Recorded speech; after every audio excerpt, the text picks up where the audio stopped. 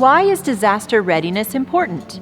Disasters can wreak havoc on communities, whether it's a tornado, wildfire, ice storm, flooding, or other disaster event. Having a disaster response plan in place will help ensure you are prepared to provide food assistance as needed in an efficient and impactful manner. Why should you have a disaster response plan?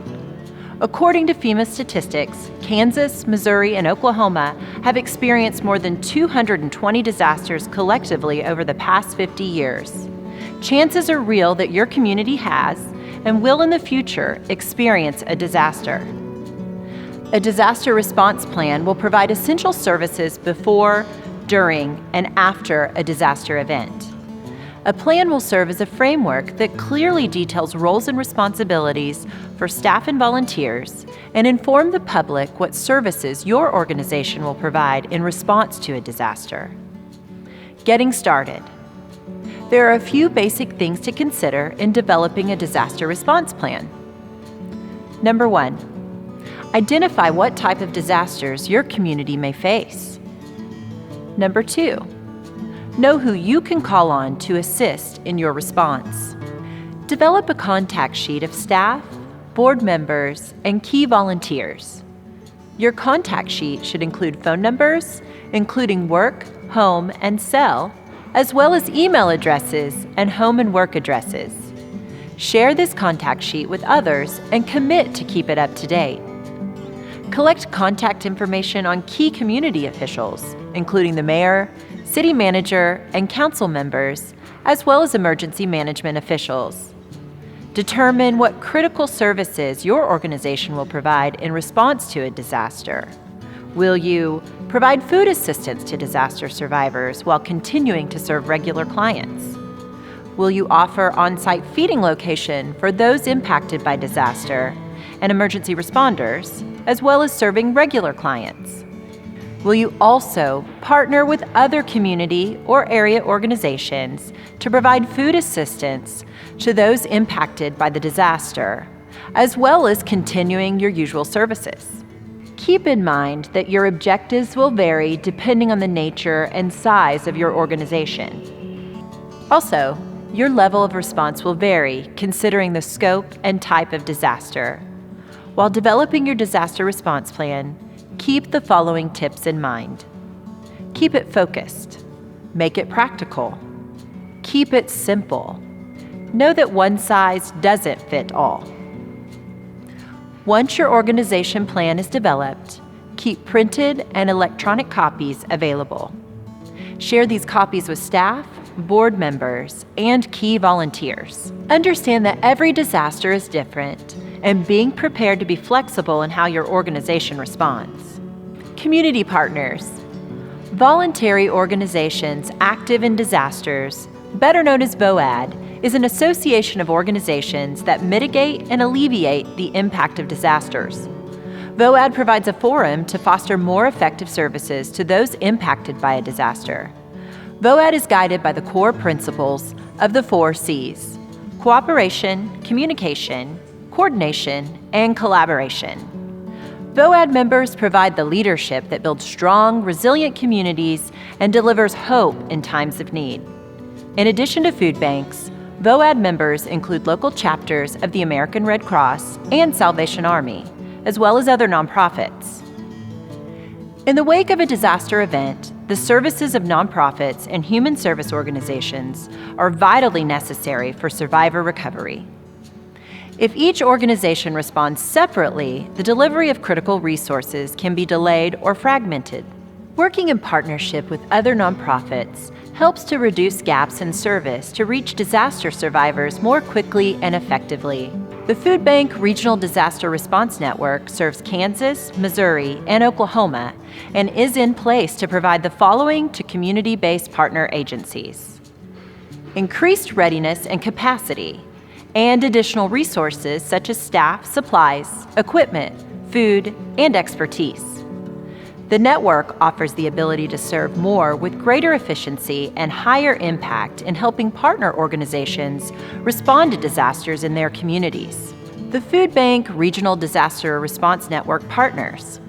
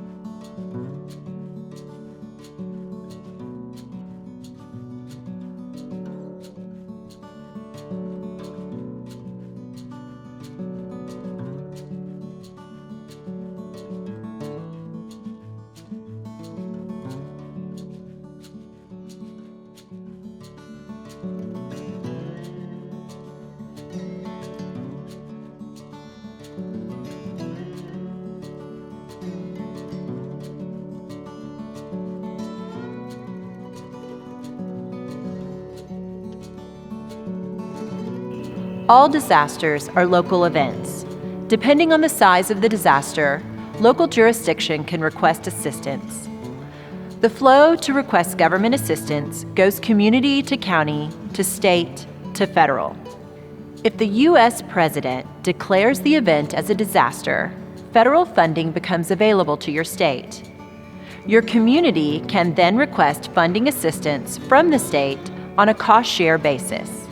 Disaster response triggers. There are several key factors that will determine the scope of the feeding operations. Level of damage to homes and infrastructure. Damage to utilities. Evacuation, and if there are sheltering needs. Level of pre-existing need in impacted area.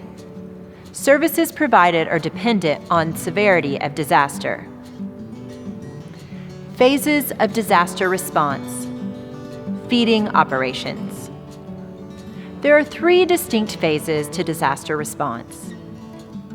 The initial phase is your immediate response that starts as soon as the disaster site is stabilized and the rescue phase is winding down. You will use your organization's on-hand food inventory.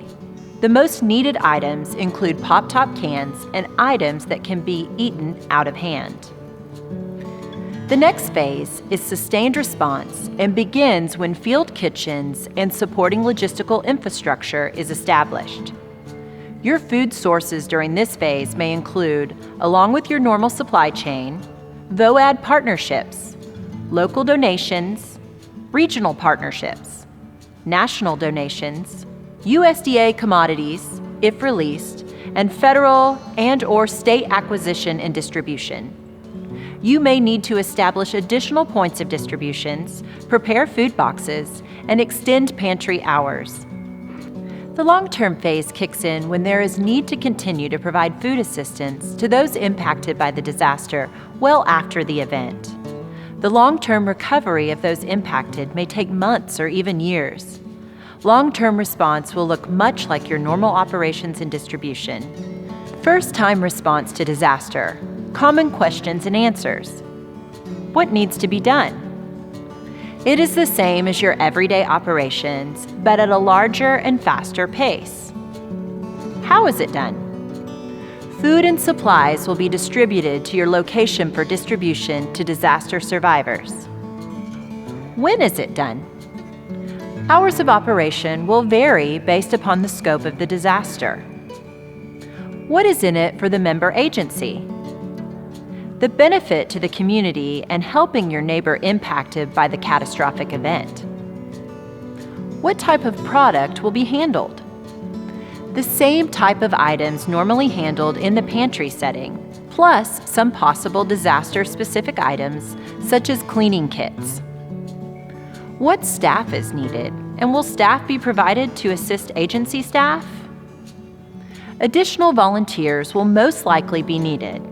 Following a disaster event, there will be many people looking to help that should be recruited. Consider how you will handle and organize the new volunteers. How long does it last? The amount of time for response will vary due to the scope of the disaster. How much time is required? Hours of operation, length of the event? This is also driven by the size and scope of the disaster. Additional time and hours should always be planned for any major event. Your area food bank is available to assist you in developing your disaster response plans.